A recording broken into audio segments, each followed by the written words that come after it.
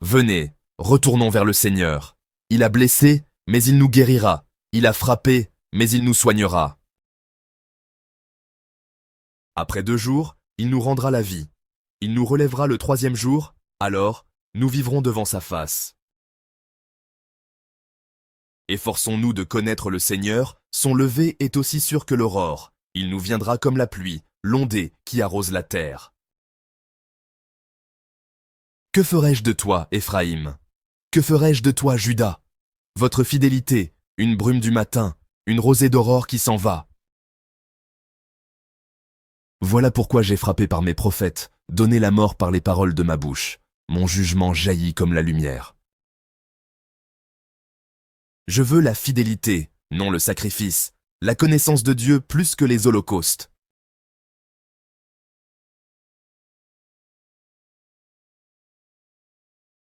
En ce temps-là, à l'adresse de certains qui étaient convaincus d'être justes et qui méprisaient les autres, Jésus dit la parabole que voici. 2 hommes montèrent au temple pour prier. L'un était pharisien et l'autre publicain, c'est-à-dire un collecteur d'impôts.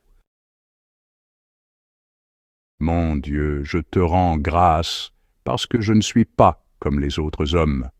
Ils sont voleurs, injustes, adultères, ou encore comme ce publicain. Je jeûne 2 fois par semaine, et je verse le 10e de tout ce que je gagne. Le pharisien se tenait debout et priait en lui-même. Mon Dieu, montre-toi favorable au pécheur que je suis. Le publicain, lui, se tenait à distance et n'osait même pas lever les yeux vers le ciel, mais il se frappait la poitrine. Je vous le déclare, quand ce dernier redescendit dans sa maison, c'est lui qui était devenu un homme juste plutôt que l'autre. Qui s'élève sera abaissé, qui s'abaisse sera élevé.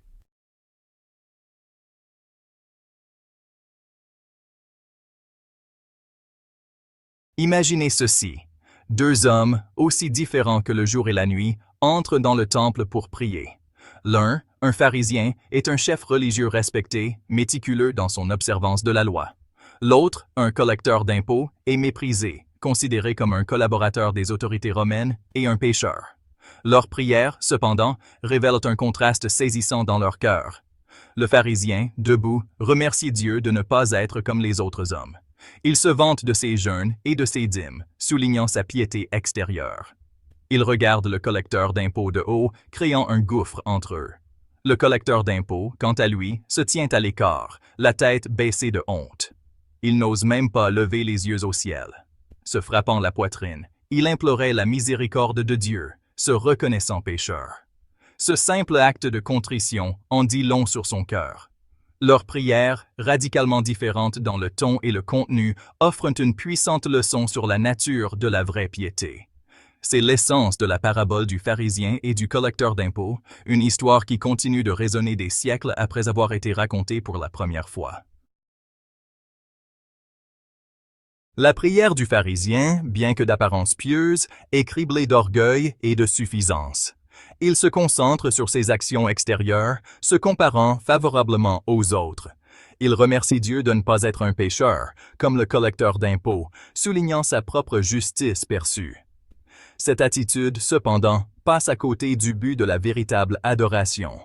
Dieu désire un cœur contrit, pas un esprit vantarde. L'orgueil du pharisien le rend aveugle à ses propres défauts.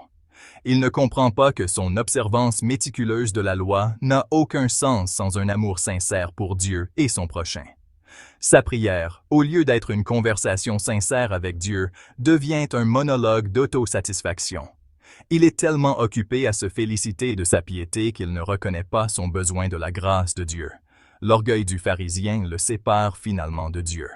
Cela crée une barrière entre lui et le pardon même qu'il recherche. La prière du collecteur d'impôts, en revanche, est un modèle d'humilité et d'honnêteté. Il reconnaît sa nature pécheresse, reconnaissant son besoin de la miséricorde de Dieu. Il n'essaie pas de cacher ses défauts ou de trouver des excuses à ses actes. Sa supplication, « Seigneur, aie pitié de moi, pécheur », est simple mais profonde. Elle reflète une compréhension profonde de sa propre fragilité, et un désir ardent du pardon de Dieu. Il ne se compare pas aux autres et ne prétend pas être meilleur que quiconque. L'humilité du collecteur d'impôts ouvre la porte à la grâce de Dieu. Il s'approche de Dieu avec un cœur ouvert et honnête, reconnaissant son besoin de rédemption. Cet acte d'abandon, de reconnaissance de sa propre impuissance, est ce qui rend sa prière si puissante. Son histoire nous rappelle que ce ne sont pas nos actions extérieures, mais l'état de notre cœur qui compte vraiment pour Dieu. Section 4. L'essentiel. Pourquoi Dieu valorise l'humilité?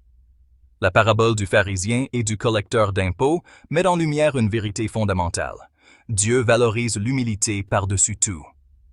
L'orgueil, en revanche, est un obstacle à l'expérience de l'amour et du pardon de Dieu. L'humilité nous permet de reconnaître notre dépendance à Dieu. Cela nous permet de nous voir tels que nous sommes vraiment, des êtres humains imparfaits ayant besoin de grâce.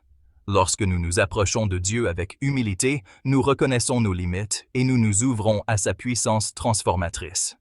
L'orgueil, à l'inverse, nous aveugle sur nos propres défauts et nous empêche de faire l'expérience de la plénitude de l'amour de Dieu. Lorsque nous sommes consumés par notre propre importance, nous ne voyons pas notre besoin de Dieu. Le message est clair, ce ne sont pas nos réalisations ou notre piété extérieure qui nous rapprochent de Dieu, mais l'humilité de nos cœurs. Section 5. Embrasser l'humilité. Un chemin vers la rédemption et la grâce. La parabole du pharisien et du collecteur d'impôts n'est pas seulement une histoire de deux hommes. C'est un appel à l'action pour nous tous. Cela nous met au défi d'examiner nos propres cœurs et de nous demander, approchons-nous de Dieu avec humilité ou avec orgueil? Embrasser l'humilité n'est pas un signe de faiblesse, mais de force. Il faut du courage pour reconnaître nos défauts et abandonner notre ego à quelque chose de plus grand que nous. Cela signifie abandonner le besoin d'avoir raison, d'être en contrôle, d'être vu comme meilleur que les autres.